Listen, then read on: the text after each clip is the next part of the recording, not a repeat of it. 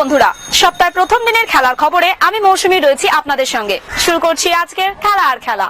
ফুটবলের ডায়েরি নিবেদন করছে সংবাদ প্রতিদিন।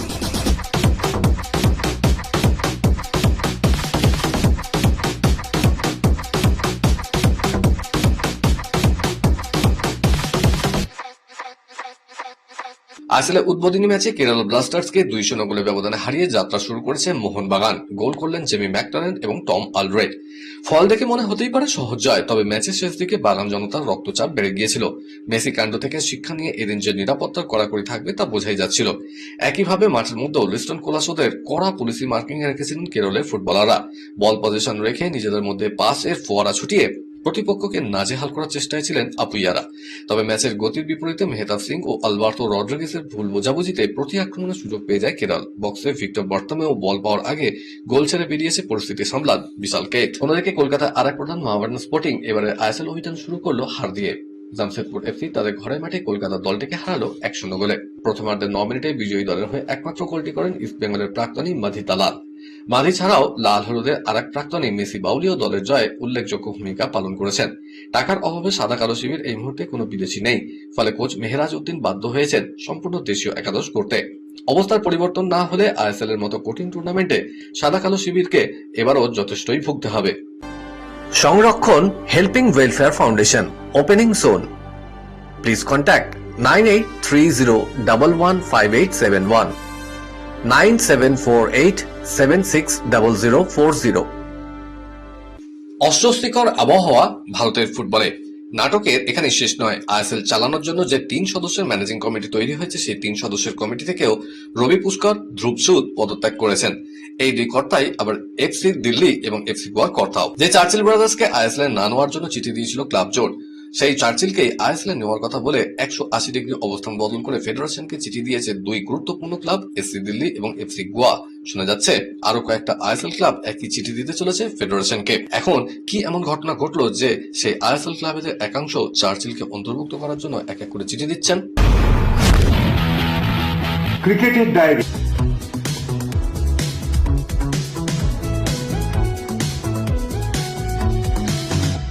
এই পাকিস্তান যতটা গর্জায় ততটা বর্ষায় না। এই পাকিস্তান ক্রিকেট নিয়ে রাজনীতি করে কিন্তু মাঠে নামে একটু ক্রিকেট খেলতে পারে না। এই পাকিস্তান ভারতের বিরুদ্ধে নামলেই গুটিয়ে থাকে ভয় আর নিয়ম করে ম্যাচ হারে। কলম্বোতেও এর ব্যতিক্রম হলো না সূর্যকুমার যাদবদের। কবে সেই ম্যাচ হবে তাও জানা যাচ্ছে। উদাহরণ হিসেবে বলা যায়, ভারত গ্রুপ চ্যাম্পিয়ন হোক বা দ্বিতীয় স্থানে শেষ করুক না কেন, তারা এক্স গ্রুপের প্রথম দল। এই গ্রুপের বাকি 3 দল ধরা যাচ্ছে অস্ট্রেলিয়া, ওয়েস্ট ইন্ডিজ এবং দক্ষিণ আফ্রিকা। তার মধ্যে ভারত ও ওয়েস্ট ইন্ডিজ সুপার 8 পাকা। ঠিক তেমনই ওয়াই গ্রুপের 4টি দল রাখা হয়েছে, ইংল্যান্ড, নিউজিল্যান্ড, পাকিস্তান এবং শ্রীলঙ্কাকে। বিশ্বকাপের সুপার 8 এর 2টো গ্রুপ রয়েছে, গ্রুপ এক্স এবং গ্রুপ ওয়াই। ভারতীয় ক্রিকেট বোর্ডের নিয়মে খেলতে চেয়েও পারছেন না আয়ুষ মাত্রে। কয়েকদিন আগে ভারতকে অনূর্ধ্ব-19 বিশ্বকাপ জিতিয়েছেন। মুম্বাই হয়ে অনূর্ধ্ব-23 colonel C K Naidu trophy খেলতে চেয়েছিলেন আয়ুষ, কিন্তু পারবেন না তিনি। কর্নেল সি কে নাইডু প্রতিযোগিতা উড়িষ্যার বিরুদ্ধে খেলা ছিল মুম্বাইয়ের। বোর্ডের নিয়মে ঘরোয়া ক্রিকেটে অন্তত 2টো ম্যাচ না খেলে হঠাৎ করে কোনো প্রতিযোগিতা খেলতে পারা যায় না। কিন্তু ভারতের ছোটদের বিশ্বকাপ খেলতে ব্যস্ত থাকায় আজ তা খেলতে পারেননি, ফলে তার নামা হবে না। আজাদ বিসিসিআই এর বিরুদ্ধে ম্যাচ ফিক্সিং এর অভিযোগ তুললেন। আইসিসি টি20 বিশ্বকাপে প্রতিটি এবং বিসিসিআই এর ফিক্সিং বলে অভিযোগ করেছেন তিনি। টি20 বিশ্বকাপের মাঝে দল ছেড়ে বাড়ি ফিরে গিয়েছেন লকি ফার্গুসন। কানাডার বিরুদ্ধে গ্রুপের শেষ ম্যাচে খেলতে পারবেন না নিউজিল্যান্ডের জোরে বোরাল। কিবিরা বিশ্বকাপের সুপার 8-এ উঠলে আবার দলের সঙ্গে যোগ দেবেন ফার্গুসন। নিউজিল্যান্ড এখনো টি20 বিশ্বকাপের সুপার 8-এ উঠতে পারেনি। জায়গা পাকা করতে হলে কানাডার বিরুদ্ধে জিততেই হবে মিচেল স্যান্টনারদের।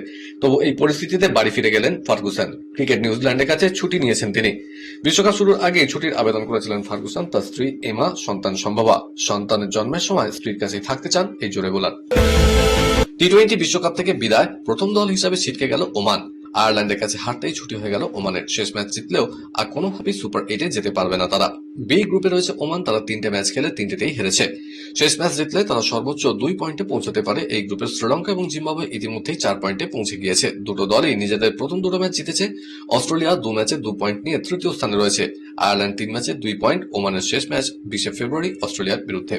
খেলাতে সময় হয়ে গেছে এখন একটা ছোট্ট ব্রেকের। ফিরছি ব্রেকের পর, দেখতে থাকুন খেলা আর খেলা।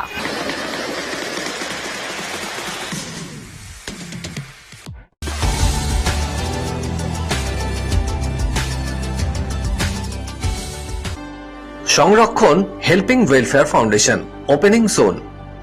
Please contact 9830115871, 9748760040।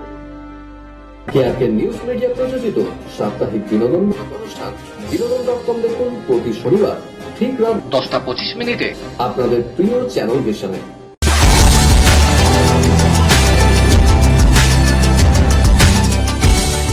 ব্রেকের পর ফিরে এলাম খেলা আর খেলাতে। বিদেশের ডায়েরি। লা লিগায় সহজ জয় রিয়াল মাদ্রিদের। ঘরের মাঠে রিয়াল সোসিয়েদাদকে 4-1 ব্যবধানে হারিয়ে বার্সাকে টপকে শীর্ষে উঠল আলভারো আরবেলার দল। কিলিয়ান এমবাপে খেলেননি, তার বদলে নামা গঞ্জালো গার্সিয়ার গোলে শুরুতে এগিয়ে যায় মাদ্রিদ। 21 মিনিটে পেনাল্টি থেকে সোসিয়েদাদকে সমতায় ফেরান মাইকেল ওয়ারজাবাল। কয়েক মিনিটের মধ্যেই পেনাল্টি থেকে ভিনিসিয়াস জুনিয়র 2-1 করেন। প্রথমার্ধে স্কোর শিটে নাম তুললেন ফেডেরিকো ভালভার্দেও। দ্বিতীয়ার্ধের শুরুতে নিজের দ্বিতীয় এবং দলের চতুর্থ গোলে খেলার ফল নির্ধারণ করে দেন ভিনিসিয়াস জুনিয়র। এফএ কাপে চতুর্থ রাউন্ডে বড় জয় পেল চেলসি। তারা 4-0 গোলের ব্যবধানে উড়িয়ে দিল হাল সিটিকে। চেলসির জয়ের নায়ক পেড্রো নেটো এবং হ্যাট্রিক করেছেন তিনি। পেড্রো গোল 40, 51 এবং 71 মিনিটে। চেলসির অন্য গোলটি এস্তেভাওয়ের। ফরাসি লিগে পিএসজিকে 3-1 গোলের ব্যবধানে হারিয়ে চমকে দিল রেনে। তাদের গোল মুসা আলী তামারি, এস্তেনবাল লেপর 50 পয়েন্ট নিয়ে পিএসজির ঘাড়ের উপরেই রয়েছে। বুন্দেসলিগা ওয়ার্ডার ব্রেমেনের বিরুদ্ধে মিস রাজা এবং শাহিদ আফ্রিদিও উদ্বিগ্ন জেলে ইমরানের দৃষ্টিশক্তি হারানোর খবরে। ইতিমধ্যে ইমরানকে হাসপাতালে ভর্তি করেছে জেল কর্তৃপক্ষ। 2026 শীতকালীন অলিম্পিকের মধ্যেই এক অস্বস্তিকর পরিস্থিতি তৈরি হয়েছে ইতালিতে।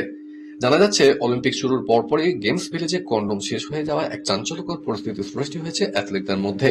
প্রাথমিকভাবে আয়োজকদের দেওয়া 10,000 প্যাকেট কন্ডোম দ্রুত ফুরিয়ে যাওয়ায় এখন নতুনভাবে কন্ডোম সরবরাহের ব্যবস্থা করতে হিমশিম খেতে হচ্ছে কর্তৃপক্ষকে। এই অপ্রত্যাশিত কন্ডোম সংকট আয়োজকদের অস্বস্তিতে ফেলেছে। তারা জানিয়েছে শীঘ্রই নতুন করে কন্ডোম সরবরাহ করা হবে এবং পুরো গেমস চলাকালীন কন্ডোম বিতরণ অব্যাহত থাকবে। 2026 সালে টি-20 বিশ্বকাপে টিম ইন্ডিয়া লড়াইয়ের প্রস্তুতি শুরু হতে না হতেই বিরাট এবং অনুষ্কা মুম্বাই ফিরে এসেছেন। যদিও দলের অংশ নন বিরাট, তবে দেশে ফিরে তাকে ব্যক্তিগত এবং পেশাদার প্রতিশ্রুতি পালন করতে দেখা গিয়েছে। সঙ্গে ছিলেন স্ত্রী অনুষ্কা শর্মাও। আর তারই মাঝে ক্যাজুয়াল পোশাকে অনুষ্কা ও বিরাটকে নিজেদের ভক্তদের সঙ্গে পোজ দিতেও দেখা যাচ্ছে।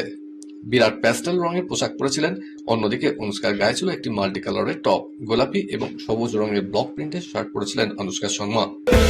আল হিলালের এক্স হ্যান্ডেলে রোনাল্ডোর জার্সি ছবি পোস্ট করেছিল ম্যানেজমেন্ট। মুহূর্তেই তা ভাইরাল। আসলে 3 ম্যাচের স্বেচ্ছা নির্বাচন কাটিয়ে ম্যাচে ফিরলেন CR7। সৌদি প্রো লিগে আল ফাদেহের বিরুদ্ধে একটি গোলও করেছেন রোনাল্ডো। ম্যাচটি 2-0 গোলের ব্যবধানে জয় পায় আল নাসের। 41 বছর বয়সী ম্যাচে ফেরায় স্বস্তিতে সমর্থকরা। কেন বয়কটের সিদ্ধান্ত নিয়েছিলেন পর্তুগিজ মহাতারকা? ট্রান্সফার উইন্ডোয় পাবলিক ইনভেস্টমেন্ট ফান্ডের প্রতিবাদ জানিয়ে সরে দাঁড়িয়েছিলেন তিনি। সৌদি লিগে আল রিয়াদ এবং আল এতিহাদের বিরুদ্ধে মাঠে নামেননি। কলকাতার ডায়েরি। ইস্ট বেঙ্গল মোহনবাগান বা মোহামেডান নয়, কলকাতার যুব ফুটবলের এবারও মুখ হয়ে উঠতে চলেছে নয়া শক্তি ডায়মন্ড হারবার এফসি।